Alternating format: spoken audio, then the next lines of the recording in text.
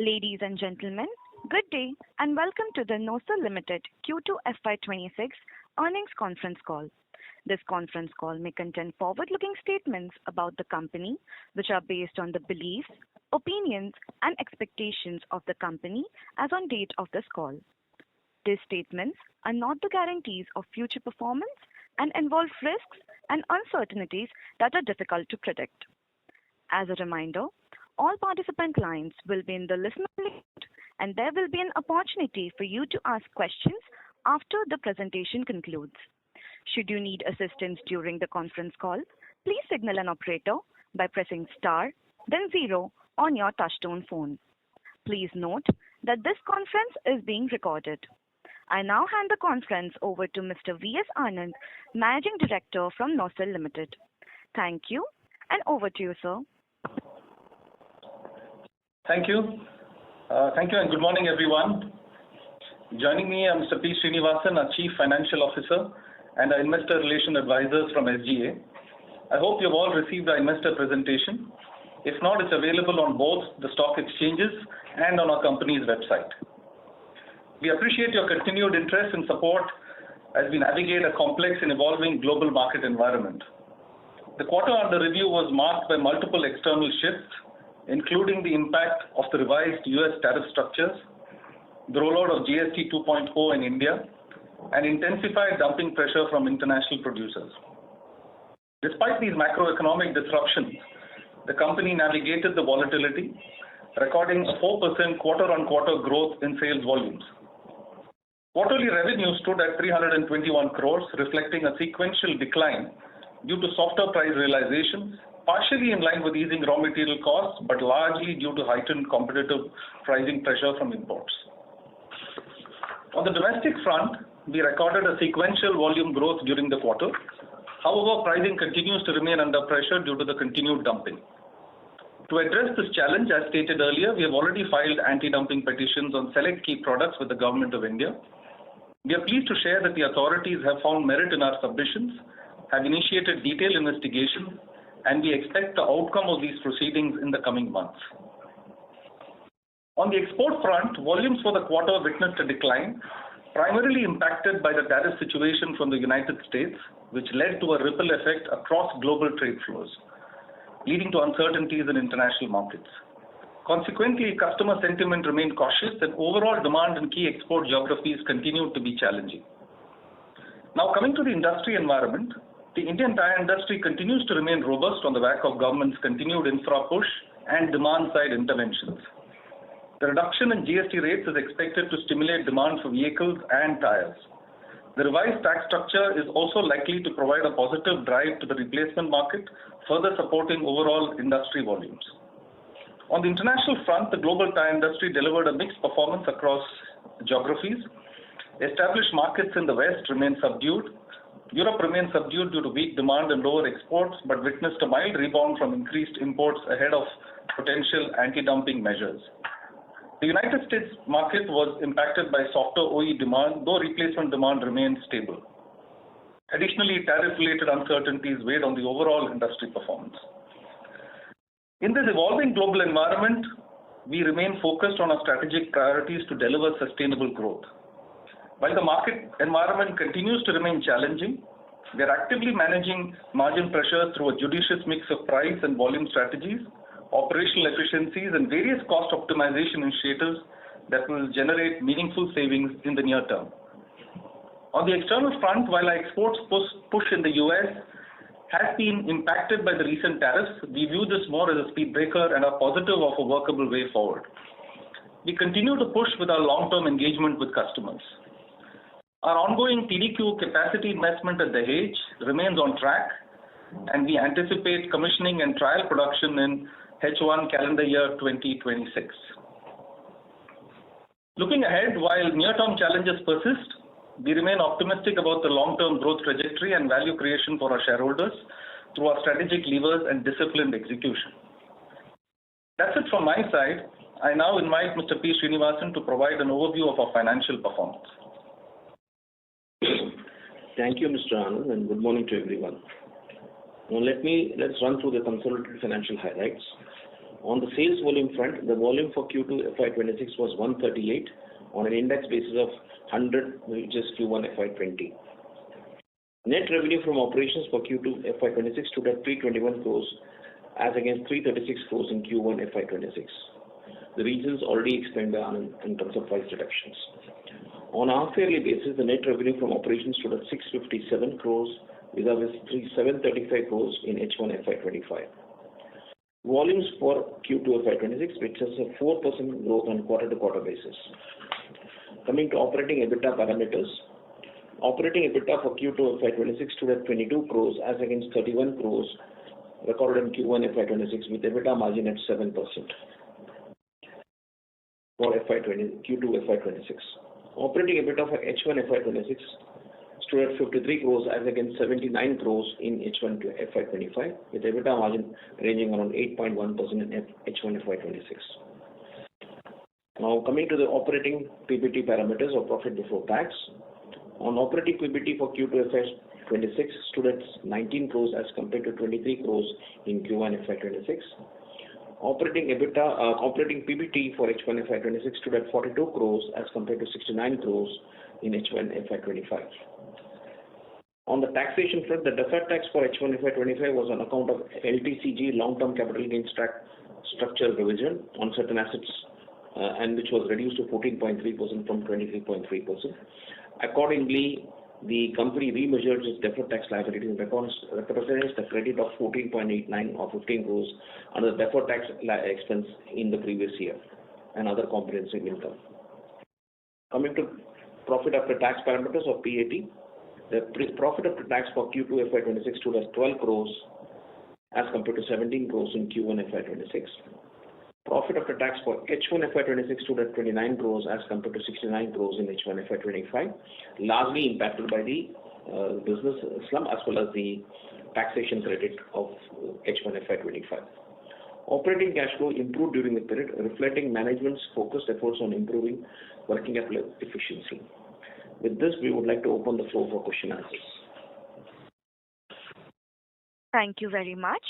We will now begin the question and answer session. Anyone who wishes to ask a question may press star and 1 on their touchtone telephone. If you wish to remove yourself from the question queue, you may press star and 2. Participants are requested to use handsets while asking a question. Ladies and gentlemen, we will wait for a moment while the question queue assembles.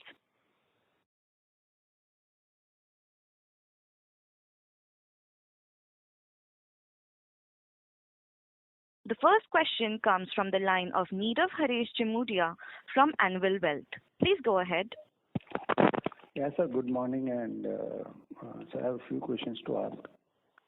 Sir, first is on you mentioned that despite of all those challenging environments, we were able to grow our volumes sequentially by 4%. So just wanted to understand from you that now how are you seeing the things going forward from here in terms of the volumes part, predominantly the measures what you mentioned in terms of the cut in GST on tires in the domestic market, and also from the viewpoint of exports where US tariffs and other global factors are impacting the volumes on the export side. So if you can just touch upon both the aspects and help us understand from which of the quarters possibly we could start seeing the meaningful growth in the volumes. Yeah, thank you, Nirav. You're right about the growth in the domestic volumes. I think so. I see that there should be a consistent trend on the domestic volume growth. There could be a bit up and down from one quarter to the other, but from a medium to long term point of view, we see that we should be able to maintain and slightly creep up our market share as we go along the next few quarters. Demand side, I'm quite positive that it should stay quite robust on that front. As far as exports are concerned, I see it to be a bit choppy, at least for the next few months. But then clearly, medium-term growth will be there. Maybe one quarter or the other, we could see some seasonal trends playing out. But otherwise, based on the engagement with customers, I'm quite positive that the long-term trajectory will continue to stay. Coming to the US, we were positively growing in the US, and this has kind of been a bit of a holdback for the time being. I look at it from that point of view. But then we're also looking then to increase our focus in some of the other markets and also talking to see how we can increase volumes in some of the other geographies. So that's how I see the overall domestic and international market volume situation. Correct. So you mentioned that our continuous engagement. I'm so sorry to interrupt you, Mr. Nirav, but your voice sounds airy. Can you please speak through handset? Yeah, I'm on handset only. So now it is audible? Perfect. It's audible, sir. Can you please go a little away from the mic? Yeah. Just to touch upon the point you mentioned that we are in continuous engagement with the customers, and this we have been saying probably from last 3-4 quarters that our engagement with the customers have been continuously growing up. So when we see ourselves with other players in the industry and probably China, from the engagement point of view, is pricing the foremost thing based on which they take their decisions in terms of shifting the volumes to probably NOCIL or any other player, or is there any strategic point also where they look upon, where they start giving us those incremental volumes and we start seeing those capacities build up for us? Yeah, the good part is over the years, also with these customers, we have had this long-term trust and engagement, which kind of gives us a good place at the table. While I think to specifically answer the question on how do we get whether a price or a volume advantage, again, it will depend from customer to customer. But clearly from a price point of view, some customers don't expect us to be the cheapest always, but at least you have to be in the competitive range. And where we have lower volumes, there is clearly an opportunity to keep pushing up the volumes. So it's a combination of both, Nirav. Yeah. Got it. So second question is on the market for rubber chemicals in India. So if you can just help us understand what is the domestic market today for rubber chemicals and how much are the imports coming to India, and if possible, if you can just differentiate between the countries from where the majority of the imports are coming to India. Yeah. Yes. Nirav, as we understand, when we are looking at the domestic rubber chemicals market, we generally look at barometer of natural and synthetic rubber consumption as the reference point to arrive at a possible demand, because there is no direct data on rubber chemicals demand. But per se, we are looking at 80 to 85,000 tons of demand per annum, okay. In which NOCIL share is about, we normally target about 40% as a market share.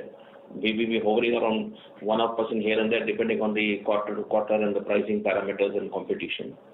Well, we say there is other domestic producers who are also occupying the space, but in their case, the penultimate intermediate raw material is sourced from imports. So per se, if you club that also as import, because they are also influenced by the intermediate pricing of the competition supplied by China or whichever source or European Union, whichever source. So if I look at it, there is 60%, but if we exclude that, maybe it oscillates between 20-40 or 25-35, depending on quarter to quarter, situation to situation. Got it, sir. Sir, also you touched upon the several anti-dumping measures or the petitions being filed by the company at various levels with the government authorities. So most recently, we have also filed an anti-dumping duty for one of the intermediates for the rubber chemicals. So is it possible to share that how much of those intermediates would be coming to India, because possibly that would be going for the finished product? So if you can just touch upon that part, that would be very helpful. So that intermediate, when we examine the situation for a particular injury period, I think the finished product made out of that intermediate was constituting 30% of the Indian demand. So hence we thought it fit to look at that piece also. Okay. So, if I understood it correctly, let's say out of the 85,000 tons of market, that finished product is close to around 30% of Indian demand, right? No, I think when we say the intermediate which we file for intermediate Of the finished product. of that particular finished product, that is in that, suppose the finished product demand is 100, let's for assuming say. So the competition were sourcing the penultimate intermediate, the domestic competition were importing the penultimate intermediate from China and EU, and then were converting into the finished product, and that accounted for 30% of the demand. That's what I meant. Got it, sir. Thank you so much, sir, and we'll join back in the queue if you have any further questions. Yeah, thank you. Thank you. The next question comes from the line of Rehan Syed from Trinetra Asset Managers. Please go ahead. Hello, good morning to everyone, and thank you for giving me the opportunity. So I have two questions. First, on the Dahej expansion and capex timeline side. So just wanted an update regarding the timeline. Could you please share an update on the 250 crore Dahej brownfield expansion? So what portion of the capex has been incurred so far, and when do you expect the incremental capacities to start kicking in the commercial production? And just continuing with the second one, I want to ask regarding the inventory and working capital efficiency regarding the cash flow side. The cash flow indicates a strong working capital release this quarter. So could you elaborate on the specific operational improvements on market factors that drove this, and whether such efficiency is sustainable going ahead? So, Rehan, this is Srinivas here. So on the Dahej capex, when we are speaking, I think we have already committed a lot of orders. The work, in my view, 75 to 85% work is already completed. So as we go into this quarter, that is October to December, maybe in January to March, we should be getting into, I think Anand mentioned briefly that the trial production should commence during H1 CY26, which means January to June. We are targeting somewhere during the middle of that period to target the trial production. That's number one. Second piece, so that's where the capex stands it. Now coming to the second question, what was your the working capital improvement? Yeah, the working capital improvement consists of two factors. I think one is there is an efficiency by, if I may say, in terms of sales number of days, I would say by 20%.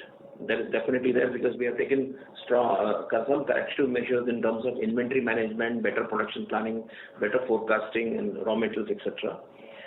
Secondly, generally the activity level of the pricing parameters coming down, there is also proportionate working capital reduction. So it is a combination of two. One is a 20% improvement in working capital barometers per se, and second is a combination of the prices and the cost coming down as compared to the previous year. Okay. And is it sustainable going forward for like second half? Just repeat, please. I just hear it. Can I repeat my question again? Please, can you repeat yourself? You're not clear enough. Yeah. I'm saying that is it sustainable for second half? Yeah. So, Yeah. The efficiency will be maintained, or we'll strive to improve further, but at least it will be sustained. Yeah. Okay. Yeah, fair enough, and thank you, and good luck for your coming quarter. Thank you, Ram. Yeah. Thank you. The next question comes from the line of Aditya Khetan from Smith's Institutional Equities. Please go ahead. For the opportunity. So just a couple of questions. Sir, first, excluding this US tariff, the figure of 138 base figure, how much would that have been? So if I were to understand the question, in case if the US tariff had not happened, what would this 138 number would that have been, right? Is that right? Correct. Okay, so I think I'm just kind of calculating through this, but yeah, I think it would be about 140 to 142. Yeah. 141, 142 probably. 141, 142. Okay.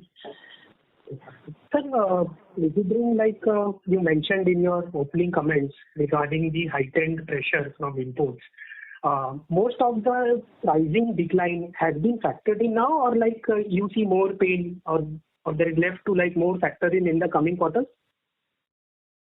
So I think I did. I stuck my neck out a few quarters ago and said I think it's bottomed out, and then I was wrong. So I'm going to be cautious again because again I feel it's kind of bottoming out because I'm looking at upstream raw material trends and assume that further deflation should not happen. But yeah, I'm kind of let's say cautious optimism that it's kind of bottoming out. Let's say that. Okay. The current quarter numbers are when we look so we are standing at a 10-year low. Most of the operating leverage benefits. Second, on the lower cost, which we earlier highlighted, your lower power and fuel, lower conversion cost. Nothing has been flown, sir, as on date. How you see things moving ahead? Is there a structural change in the business? Will this competition will remain like this only? And how should we look like? Is this a structural change, or you see still it is only a temporary and we could get back to that earlier spreads and volume figure? Aditya, the basic challenge which we have been facing is, I think what is very important is we have been operating around 65% capacity utilization. When you have set up a plant for much higher capacity, you are not able to load the volumes. What is happening is we are seeing competition coming in different forms and different ways to outsmart each other. And that is one. The second challenge which we are seeing is the Western world also is seeing some sort of not a positive growth, is generally a negative sentiment. So a lot of uncertainties is there, and therefore it opens the door for very, very situational pricing or opportunistic situations, which some competitors are trying to take advantage. It still remains a mystery how they are able to manage it. Possibly, this is something which is not an allegation. It's a guesswork that there is some element of support from their end or from their government, and that is enabling them to stay afloat. Whereas with these sort of benchmarks, what has been offered in the market, it looks highly unrealistic to survive so long and so deep in the market. But nonetheless, therefore, we were forced to get into these anti-dumping measures because the way things were going for the last maybe 8 quarters, we were forced, but we tried to manage ourselves. But I think at a particular stage when the competition is so acute, you need to take some corrective actions, and that's why we took the corrective actions. So let me just build partially to also continue on what you'd asked, building on what Srini said. There is still scope for more operating leverages to come in, and I see that as the volumes improve, we will see that kicking in. But having said that, already quite a few of the measures are already showing up. We are seeing it in quite a few of the efficiency improvements. So you see it in some of the numbers. You must have noticed it. There is an improvement. So we are also seeing it on a per kilo basis that there is an improvement on account of these operational efficiency measures. And quite a lot of measures which had longer lead times and time to come on stream, we expect that to start also coming on stream by the last quarter of this year. And I'm hopeful that we'll see more of it. Okay. So onto your anti-dumping duty, like you have mentioned, you expect positive traction. Just reconfirming some numbers. So is it on 4 or 5 products on anti-dumping duty which we have filed? And any quantum or percentage figure you can give, like how much incremental EBITDA we can add if this anti-dumping duty is imposed? Like how it was imposed in 2014, you mentioned some figures. Is that a similar figure or the quantum would be lower? It's little premature. Matter is sub judice. Basically, investigation is going on, so we don't know where what is the quantum of investigation and etc. However, one thing we can say, the interactions what we have been having, and we had the other processes which is going as per the anti-dumping rules. We find the response from when the interaction has been positive. We are reasonably confident that we will get a favorable finding. But the quantum of finding, I don't think so. I mean, I cannot predict today.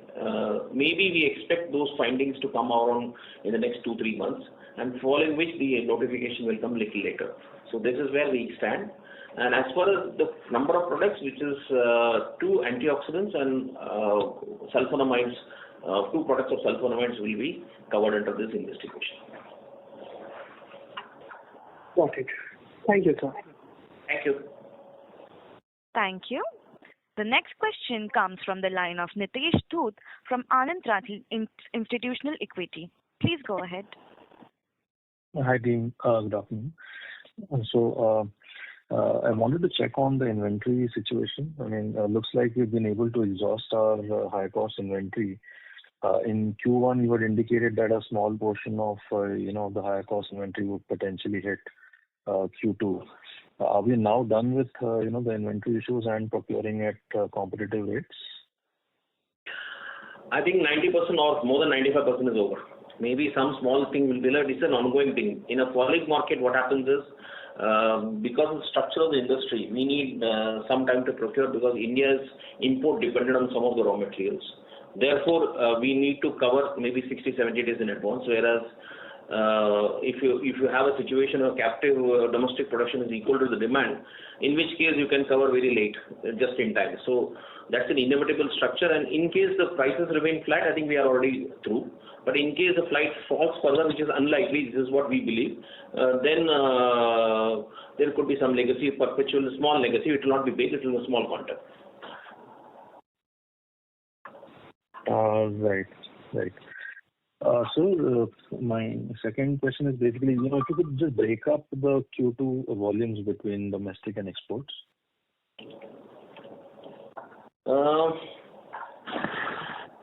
Yeah, I think maybe I would say about 2/3, 1/3 you can say, take a ratio. 2/3 domestic, 1/3 exports. Right. And just on the volume, outlook, maybe slightly repetitive there, but given the fact that we are -5% in H1, would we be able to, close in at a positive volume number for the full year, with the benefits led by GST, etc., coming in the domestic market? Any guidance that you can offer there? Yeah, so I think clearly the plan was to grow much more stronger in the year, and but I'm quite positive that we should stay positive by the end of the year, end of the financial year. Yeah. Sure. And so just lastly, on the anti-dumping duty.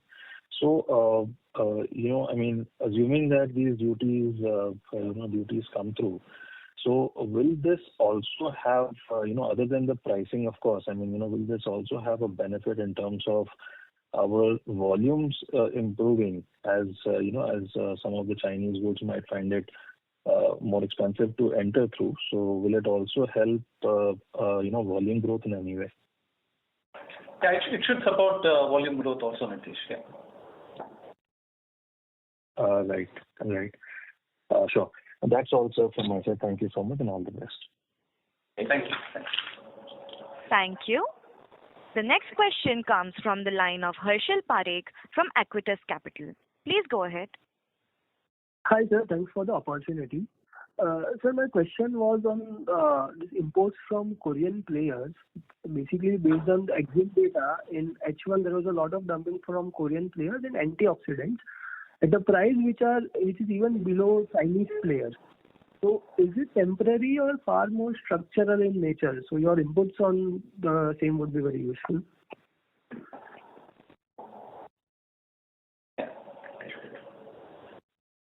So you're right.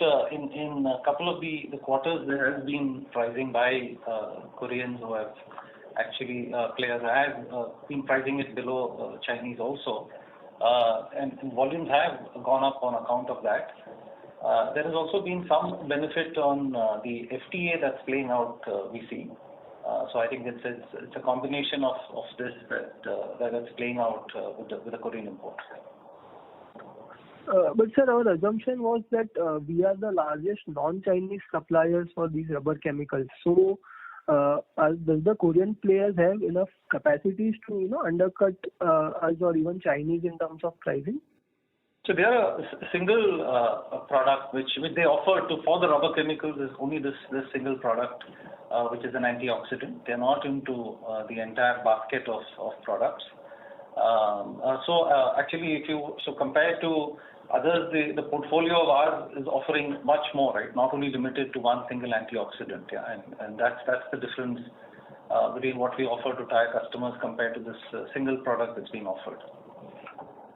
Understood. And sir, since it's a part of FTA, the anti-dumping investigations won't be applicable for Korean players. Is my assumption correct? No. That's a separate. Anti-dumping duty is a separate duty besides the basic customs duty, whereas FTA is part of the basic customs duty.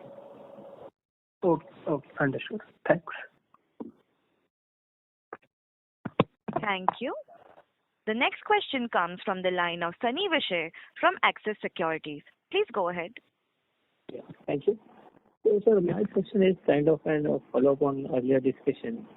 So, we have done a lot of hard work in terms of bringing in efficiencies and working on pricing and volumes wherever we can do. But going ahead, we are hoping for the anti-dumping duty. But what if the pricing remains like this? What if the ADD doesn't come? How do we plan to... I'm so sorry to interrupt you, Mr. Sunny, but your voice is not clear. Can you please speak through your handset? Is this better now? Is this better? Yes, sir. Yeah. So I'm trying to understand, sir, what if the anti-dumping duty doesn't come, or what if the pricing pressure persists? What are our action plans to deal with this? What are our other growth strategies, assuming that the competition remains? So clearly, irrespective of ADD support or not, as a company, we need to have our own long-term strategy, and that's to penetrate customers, our existing customers, penetrate with them, expand to newer markets. That's ongoing, irrespective of ADD. At the same time, continue to work on our efficiency improvement measures, be it on cost-saving initiatives, which have already, like I said, started kicking in. And we hope that this will further give us the impetus to keep building the volume. Yeah? So irrespective of ADD, there is clearly a plan on how we want to grow the volumes. Yeah. So what I'm trying to understand is, even if the pricing stays, are we hopeful of some growth in FY27? I mean, better growth in FY27 if the scenario doesn't change? Yes. I think we'll have to consider this as a normal and take this as the operating environment. And we're positive that there will be growth in FY27 too. Okay. And similarly on the international markets, most of the companies, Indian companies which are export-oriented, have started assuming that at least 20-25% tariff will remain, and they have started negotiating the tariff sharing with their customers in the US or other geographies. So how do you see that happening? Are there any developments on that front? Because these dumping and whoever players are dumping here, they will be present there also. So how do they stand in the US markets against us? And how do you plan to work out if the 20-25% tariff stays? Yeah, we are. It's early to comment. We are working and discussing. It's not that our exports have completely come to a standstill to the US. We still have volumes going in there. There are specific products for which we are discussing and working out ways to see, as and when the situation is getting resolved, how do we keep our plans that we have put together on track. Yeah. So that those discussions are happening. Okay.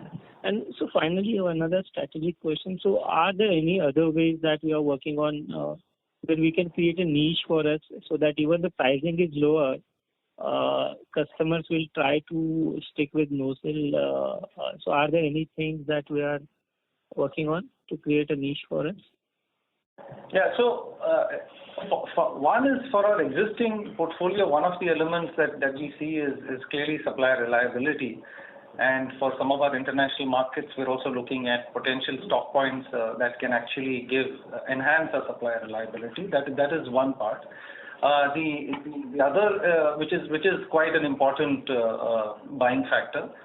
The other is the fact that we have the volumes to cater to the demand of the larger customers. So that is another positive element. And we continue to work on sustainability and innovation, which we think can give us the competitive edge. For example, addition of new products and looking at newer areas from the medium to long term. Okay. Yeah. Thank you. Thanks a lot. Thank you, sir. Thank you. A reminder to all the participants that you may press star and 1 to ask a question. The next question comes from the line of Dhaval Shah from Girik Capital. Please go ahead. Yeah, thank you for the opportunity, sir. Sir, I have one question. Now, with respect to Chinese dumping, since we have seen that there are a couple of recommendations which have been given by DGTR, but the Finance Ministry has not, the application of the duties pending from the Finance Ministry. Now, given in trying to improve the relation with China, do you think the things could get further delayed, or any thoughts on that?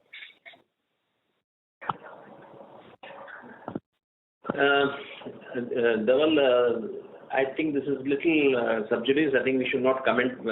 Let's first get the recommendations completed by the DGTR, then we'll think about how to address that. Okay, noted, sir. Thank you. Yeah. Thank you. The next question comes from the line of Radha from B&K Securities. Please go ahead. Hi, sir. Thank you for the opportunity. Sir, despite these challenges... I'm sorry to interrupt you, Ms. Radha, but can you please speak a little louder? You're not audible. Yeah, sure. Is it better? Yes. Yeah. So, sir, despite these challenges, the company has kept the balance sheet in a net cash position and also reduced the working capital cycle. So, that is very good. But on the P&L side, wanted to understand that if demand is weak, as North America CV OEMs are speaking about softer demand till mid-2026 and pricing pressure continues in the near term, then what are the initiatives that we are taking to reduce costs and perform better? By when can we start seeing sequential improvement in profits? So there are several measures that are underway.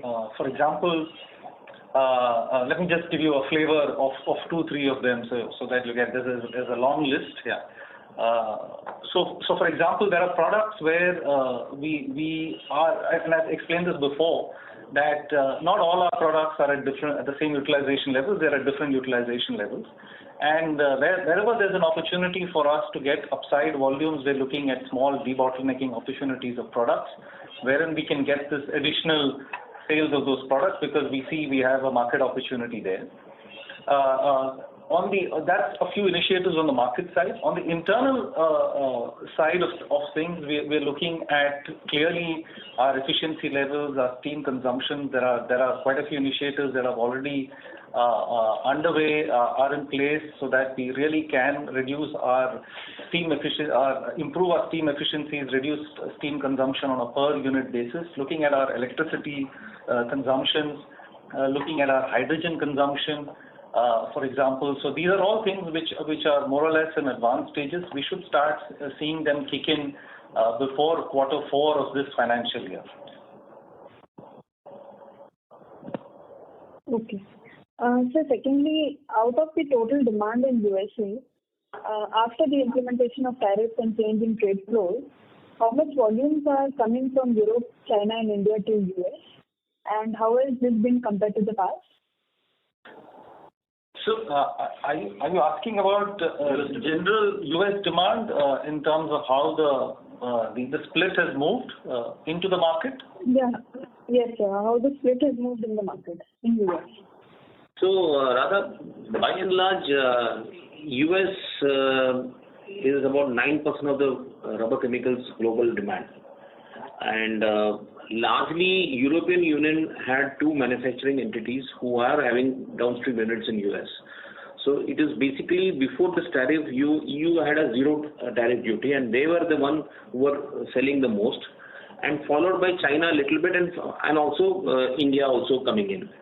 Now with this tariff emerging, I don't see the situation changing. Maybe today, as we stand today, maybe I would say Korea is having an entry in one of the products because their duty is on the lower end as compared to China and India.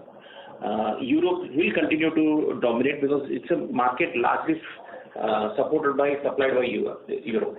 That has been the core demand, the core pattern of structure. That structure doesn't change. Maybe the number 2, number 3 position may undergo a change here marginally, but largely it is fed by European Union.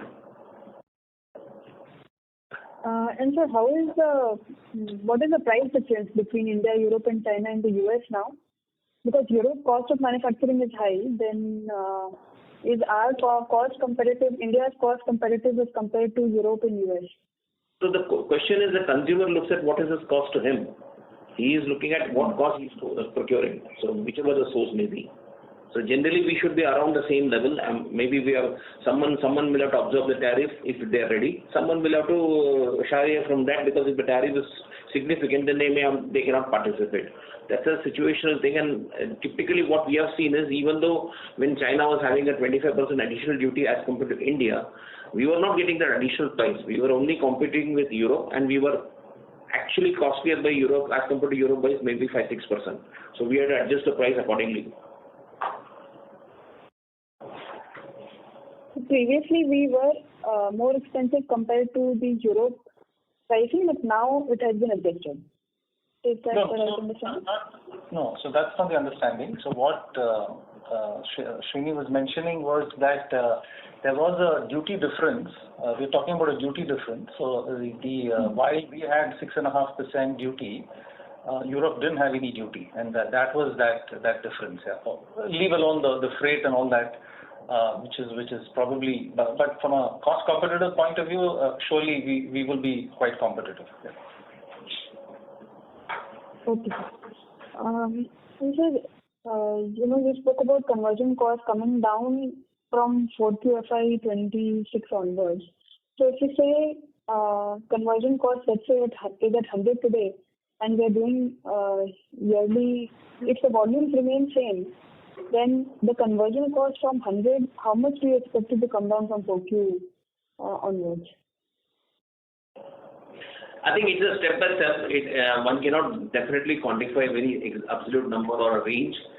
We are aiming for a larger piece. I think for all the efforts which we are taking, it will be sizable. But I think you may have to give us some time because everything will come in as we'll see the Q4 number, then probably we'll be able to comment how much we are coming. We have to look at the reference point, and there are other costs. There is an inflationary effect also. We need to balance it out and work out the net. So give us some time. But yes, there is an effort to control the cost and improve the cost working. So last question. Last year you mentioned that the demand in India for rubber chemicals is 80,000 tons. And the market is growing at 5 to 6%. And considering that 2/3 of our volume comes from domestic market, so is it a fair understanding that we have lost market share from earlier 45% to 35% levels now? I think we have been seeing 40% now. Yeah, so we have not been at those 45% levels. We have been around the 38, 40, that range. And so we continue to move in that same band. I wouldn't say the statement of lost market share, but it tends to move within a certain range. And in some quarters, there is also an incremental in the domestic market share. So it always operates in that range. Understood, sir. Thank you, and all the best to you. Thank you. Thank you, Rahul. Thank you. The next question comes from the line of Nirav Haresh Jimudia from Anvil Wealth. Please go ahead. Yeah, sir, thanks for the opportunity again. So, sir, just two questions. So, one on the newer products which you touched upon in the earlier calls. So, where are we currently in terms of... I'm sorry to interrupt you, Mr. Nirav, but your voice is very low. Yeah, sir, just wanted to understand from you that like in earlier quarters or con calls, you mentioned that we were supposed to introduce newer products somewhere in end of FY26. So where are we currently in terms of launch of those products, A?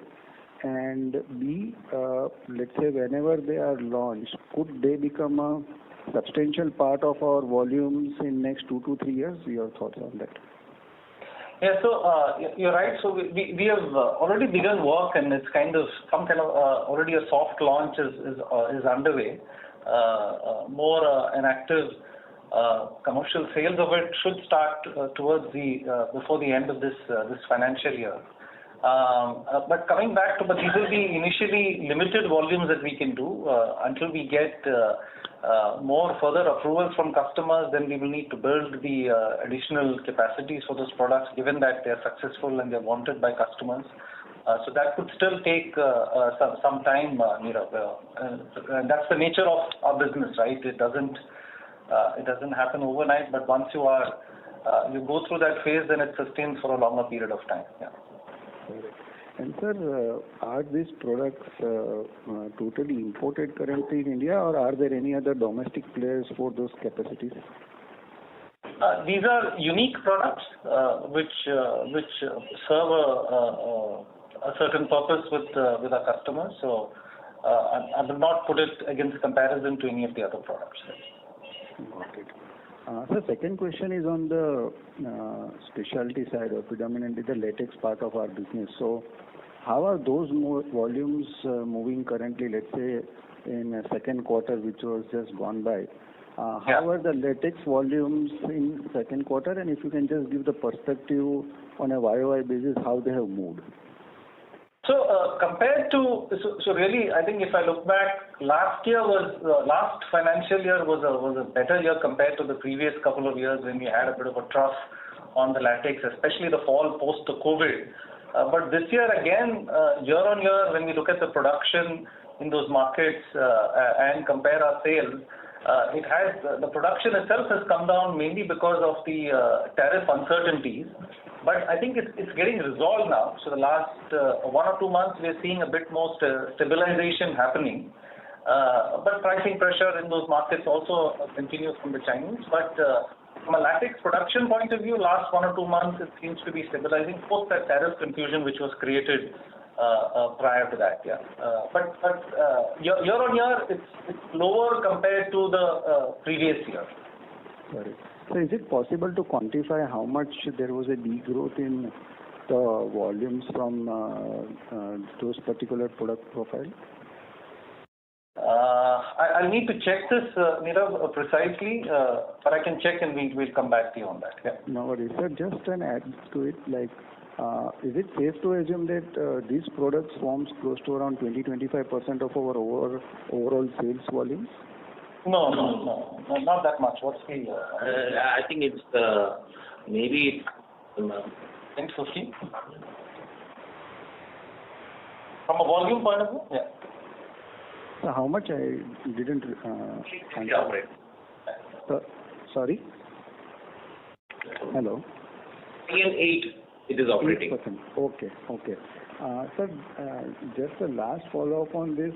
When we compare our current volumes from this latex part, and when we compare our peak volumes, what we have clocked during the COVID times, how much fall we have seen as compared to our peak volumes to the current level? I think we would be probably 30% down. Got it. Thank you so much, and wish you all the best. Thank you. Thank you. The next question comes from the line of Harshil Parekh from Aquitas Capital. Please go ahead. Hi, sir. Thanks for the follow-up. So can you just give me the volume growth for H1 for domestic as well as exports? Next one, yeah. I think we don't share generally that number. H1 you're looking at. Yes, H1 YOY. I think both sector we had about a degrowth, equal degrowth. Okay, understood. Thanks, sir. Thank you. A reminder to all the participants that you may press star and 1 to ask a question. As there are no further questions from the participants, I would now like to hand the conference over to Mr. V.S. Anand for closing comments.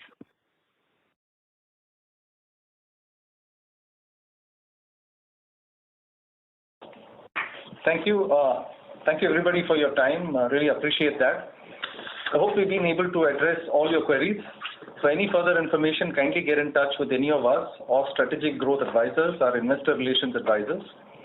Thank you once again and wishing everyone a happy and prosperous New Year. Have a nice day.